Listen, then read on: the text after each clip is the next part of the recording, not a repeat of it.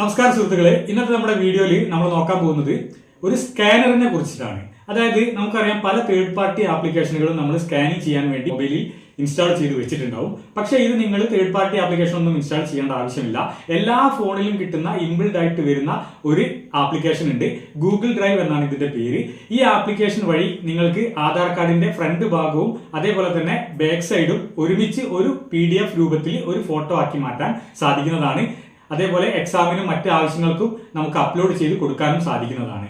അതേപോലെ നിങ്ങളുടെ ഗാലറിയിലുള്ള ഫോട്ടോകൾ നിങ്ങൾക്ക് ബാക്കപ്പ് ഫയലായിട്ട് സേവ് ചെയ്ത് വെക്കാനും പിന്നീട് എപ്പോൾ ആവശ്യമുണ്ടെങ്കിലും അതിൽ നിന്നും ഡൗൺലോഡ് ചെയ്തെടുക്കാനും സാധിക്കുന്നതാണ്. ഇത് എങ്ങനെയാണ് ചെയ്യുക, അതായത് ഗൂഗിൾ ഡ്രൈവ് ആപ്ലിക്കേഷൻ എങ്ങനെയാണ് മൊബൈലിൽ നമ്മൾ സ്കാൻ ചെയ്യുന്നത് എങ്ങനെ, അല്ലെങ്കിൽ ഗാലറിയിലുള്ള ഫോട്ടോ അപ്ലോഡ് ചെയ്ത് സേവ് ചെയ്യുന്നത് എങ്ങനെ എന്നൊക്കെയുള്ളതാണ് ഇന്നത്തെ ഈ വീഡിയോയിൽ നമ്മൾ നോക്കാൻ പോകുന്നത്. ഇത്തരത്തിൽ ഇൻഫോർമേറ്റീവ് ആയിട്ടുള്ള വീഡിയോകളാണ് നമ്മുടെ ചാനലിൽ വരുന്നത്. സബ്സ്ക്രൈബ് ചെയ്തിട്ടില്ലെങ്കിൽ ഒന്ന് സബ്സ്ക്രൈബ് ചെയ്തേക്കുക. ഞാൻ സൂരജ് ചോലക്കൽ, ഡാഡൂസ് കോർണർ എന്ന നമ്മുടെ യൂട്യൂബ് ചാനലിലേക്ക് എല്ലാവർക്കും സ്വാഗതം.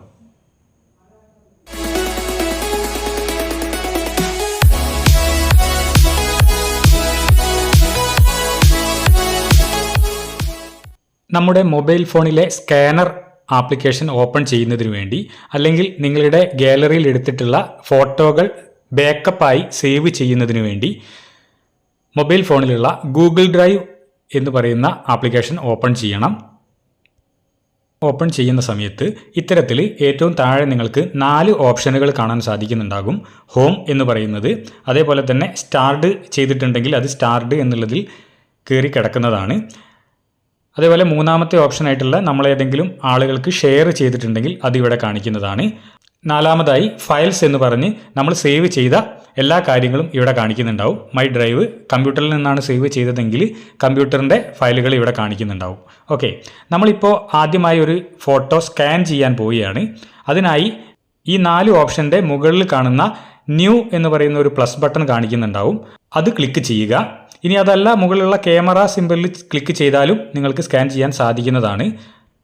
അതായത് നമ്മൾ ആദ്യം തന്നെ ക്യാമറയുടെ സിമ്പിൾ ഒന്ന് ക്ലിക്ക് ചെയ്ത് നോക്കുകയാണ്.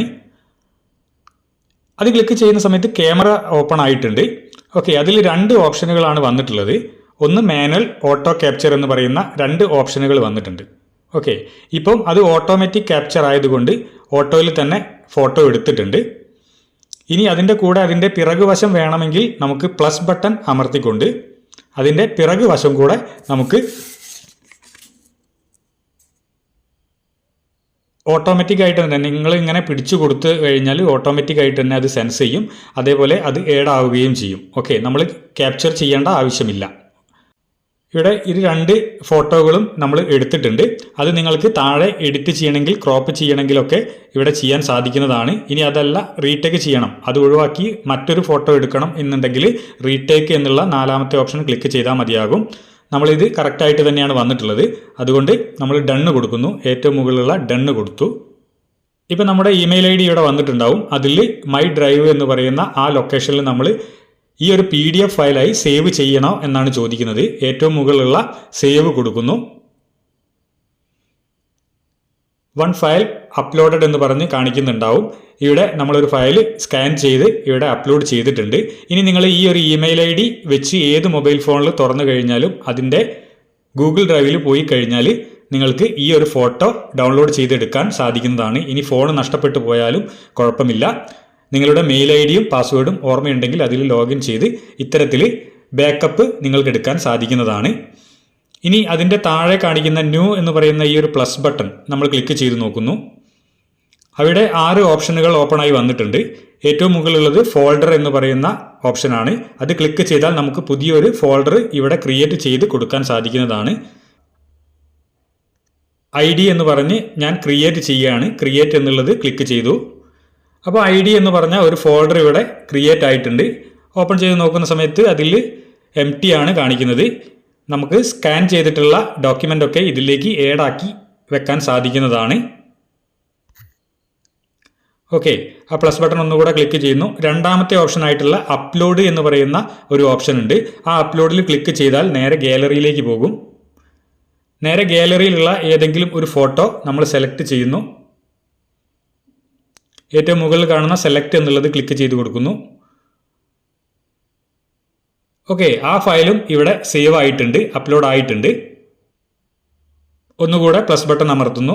മൂന്നാമത്തെ ഓപ്ഷനായിട്ടുള്ള സ്കാൻ എന്നുള്ളത് ക്ലിക്ക് ചെയ്ത് കഴിഞ്ഞാൽ നേരത്തെ നമ്മൾ എടുത്ത പോലെ തന്നെ നമുക്കിവിടെ സ്കാൻ ചെയ്യാൻ സാധിക്കുന്നതാണ്. ഓട്ടോമാറ്റിക്കായിട്ട് അത് സെൻസ് ആകും. അത് സ്കാൻ ചെയ്യുകയാണ്.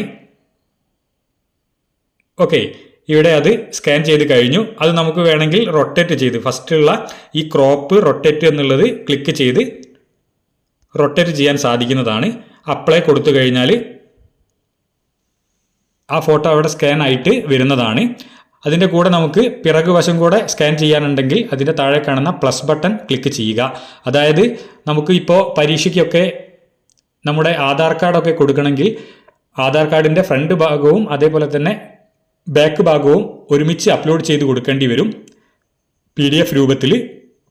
അതിനായി നമുക്ക് പ്ലസ് ബട്ടൺ ഉപയോഗിച്ച് അതിൻ്റെ പിറകു വശം കൂടെ നമുക്ക് സ്കാൻ ചെയ്ത് കൊടുക്കാൻ സാധിക്കുന്നതാണ്. ഓക്കെ, ഓട്ടോമാറ്റിക്കായിട്ട് തന്നെ അത് സ്കാൻ ചെയ്ത് നമുക്ക് നല്ല ഒരു പിക്ചറാക്കി തരുന്നതാണ്. അതിനുശേഷം ഡണ്ണ് കൊടുക്കുന്നു. ഓക്കെ, ഇപ്പോൾ PDF രൂപത്തിൽ ആ ഫോട്ടോയെ സേവ് ചെയ്യണോ എന്നാണ് ചോദിക്കുന്നത്. നമ്മൾ ഒന്നുകൂടെ സേവ് കൊടുക്കുന്നു. ഓക്കെ, അതും ഇവിടെ വന്നിട്ടുണ്ടാവും. ഇത്തരത്തിൽ നമുക്ക് നിഷ്പ്രയാസം തന്നെ ഒരു ഡോക്യുമെൻ്റ് അല്ലെങ്കിൽ ID കാർഡ് സ്കാൻ ചെയ്ത് മൊബൈലിൽ സൂക്ഷിച്ചു വെക്കാൻ സാധിക്കുന്നതാണ്. ഇത് ഒരിക്കലും നഷ്ടപ്പെട്ടു പോകില്ല. നിങ്ങൾക്ക് നിങ്ങളുടെ ജീവിതകാലം മുഴുവൻ ഈ ഒരു ID കാർഡോ അല്ലെങ്കിൽ ഫോട്ടോയോ ഇവിടെ സേവ് ആയി കിടക്കുന്നുണ്ടാവും. ഇനി അതല്ല, നിങ്ങൾക്ക് ഓട്ടോമാറ്റിക്കായിട്ട് ഈ ഫോട്ടോ സെൻസ് ചെയ്യേണ്ട, നിങ്ങൾക്ക് തന്നെ ക്രോപ്പ് ചെയ്തെടുക്കണം എന്നുണ്ടെങ്കിൽ പ്ലസ് ബട്ടണിൽ ക്ലിക്ക് ചെയ്യുക. അതിനുശേഷം സ്കാൻ എന്നുള്ളത് ക്ലിക്ക് ചെയ്യുക. ഇവിടെ ആദ്യം കാണുന്ന ഈ പിക്ചറിൻ്റെ ചിത്രം ക്ലിക്ക് ചെയ്ത് കഴിഞ്ഞാൽ നിങ്ങൾ സാധാരണ ഫോട്ടോ എടുത്തിട്ടുള്ള നിങ്ങളുടെ ഗാലറിയിൽ എത്തും. ഗാലറിയിലുള്ള ആ ഫോട്ടോ സെലക്ട് ചെയ്ത് കൊടുത്താൽ മതിയാകും. ഇവിടെ ആൽബം എന്നുള്ളത് സെലക്ട് ചെയ്തു. അവിടെ നമ്മൾ ഡൗൺലോഡ് ചെയ്തിട്ടുള്ള എല്ലാ ഫോട്ടോകളും ക്യാമറയും സ്ക്രീൻഷോട്ടും ഒക്കെ ഇവിടെ കാണിക്കുന്നുണ്ടാകും. ഞാനിവിടെ ക്യാമറ എന്നുള്ളത് ക്ലിക്ക് ചെയ്യുകയാണ്. ഇവിടെ ക്യാമറയിലുള്ള കുറച്ച് ഫോട്ടോകൾ വന്നിട്ടുണ്ട്. നമ്മൾ ഒരു ഫോട്ടോ സെലക്ട് ചെയ്ത് കൊടുക്കുകയാണ്. അത് ഏഡ് കൊടുക്കുക. ഏഡ് കൊടുത്തു കഴിഞ്ഞാൽ ആ ഫോട്ടോ ഇവിടെ വരും. ഇതിൻ്റെ കൂടെ നിങ്ങൾക്ക് ഇനിയും ഫോട്ടോ ഏഡ് ചെയ്യണമെങ്കിൽ പ്ലസ് ബട്ടൺ അമർത്തി ഏഡ് ചെയ്യാൻ സാധിക്കുന്നതാണ്. ഞാൻ ഈ ഒരു ഫോട്ടോ മാത്രമാണ് ഇപ്പോൾ സേവ് ചെയ്യുന്നത്. ഏറ്റവും മുകളിലുള്ള ഡൺ കൊടുക്കുന്നു. അപ്പോൾ നമ്മളോട് ചോദിക്കുന്നുണ്ട് ഇത് സേവ് ചെയ്യണോ എന്ന് ചോദിക്കുന്നുണ്ട്. അക്കൗണ്ട് കാണിക്കുന്നുണ്ട്. സേവ് കൊടുക്കുന്നു. ഓക്കെ, ഇപ്പോൾ ആ ഫോട്ടോയും ഇവിടെ സേവ് ആയിട്ടുണ്ട്. ഇനി നിങ്ങൾക്ക് സ്കാൻ ചെയ്യുന്നത് ഓട്ടോമാറ്റിക് വേണ്ട എന്നുണ്ടെങ്കിൽ നമ്മൾ ആ സ്കാനിൽ തന്നെ അമർത്തുന്നു. അതിനുശേഷം മാനുവൽ മോഡിൽ കൊടുക്കുന്നു. മാനുവൽ മോഡിൽ കൊടുത്തു കഴിഞ്ഞാൽ നമുക്ക് മാനുവലായിട്ട് ഇത് സ്കാൻ ചെയ്യാൻ സാധിക്കുന്നതാണ്. ഇങ്ങനെ കറക്റ്റായി വെച്ചതിന് ശേഷം നമ്മൾ ഫോട്ടോ എടുക്കുന്ന പോലെ തന്നെ നമ്മൾ ക്ലിക്ക് ചെയ്ത് കൊടുത്താൽ മാത്രമേ ഉള്ളൂ ഇത് ക്ലിക്ക് ആവുകയുള്ളൂ. ഓട്ടോമാറ്റിക്കായിട്ട് ക്യാപ്ചർ ചെയ്യില്ല.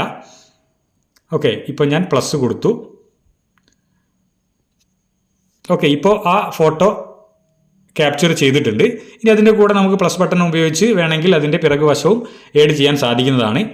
മനസ്സിലാക്കാൻ വേണ്ടി കാണിച്ചതാണ്. ഡണ്ണ് കൊടുക്കുന്നു. സേവ് കൊടുക്കുന്നു. ഓക്കെ, ഇപ്പം നമ്മൾ ചെയ്തിട്ടുള്ള എല്ലാ ഫോട്ടോകളും ഇവിടെ വന്നിട്ടുണ്ട്.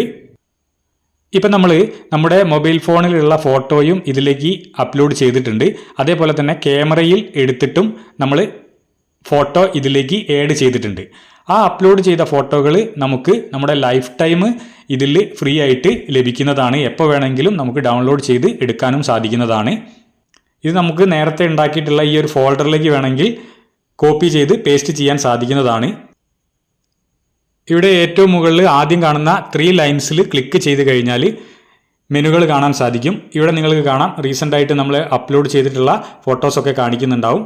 റീസെൻ്റ് എന്ന് പറയുന്നത് ക്ലിക്ക് ചെയ്ത് കഴിഞ്ഞാൽ, അതേപോലെ ഓഫ്ലൈൻ ആയിട്ടും നിങ്ങൾക്ക് ഇവിടെ ഓപ്പൺ ചെയ്ത് നോക്കാൻ സാധിക്കുന്നതാണ്. ഏതെങ്കിലും ഡിലീറ്റ് ചെയ്തിട്ടുണ്ടെങ്കിൽ ഇവിടെ ബിൻ എന്ന് പറഞ്ഞ് കാണിക്കുന്നുണ്ടാവും. അതേപോലെ ബാക്കപ്പും സ്പാമും അതിൻ്റെ സെറ്റിങ്സും കാര്യങ്ങളൊക്കെ ഇവിടെ ഉണ്ടാവും. സ്റ്റോറേജ് ഇവിടെ കാണിക്കുന്നുണ്ട്. 15 GB നമുക്ക് ഉപയോഗിക്കാൻ സാധിക്കും. അതായത് നമ്മുടെ ഗാലറിയിലോ അല്ലാതെ ID കാർഡായിട്ടോ ഉള്ള ഫോട്ടോകൾ നമുക്ക് ഈ ഒരു ഡ്രൈവിലേക്ക് 15 GB യൂസേജ് നമുക്ക് ഫ്രീ ആയിട്ട് തരുന്നുണ്ട്. ഇപ്പോൾ 10 MB ആയിട്ടുള്ളൂ നമ്മളിപ്പോൾ ഇത്രയും അപ്ലോഡ് ചെയ്ത സമയത്ത്. ബാക്കിയുള്ളത് നമുക്ക് അപ്ലോഡ് ചെയ്ത് കൊടുക്കാൻ സാധിക്കുന്നതാണ്. അതായത് മൊത്തം 15 GB വരെ നമുക്ക് ഇതിൽ യൂസ് ചെയ്യാൻ സാധിക്കുന്നതാണ്.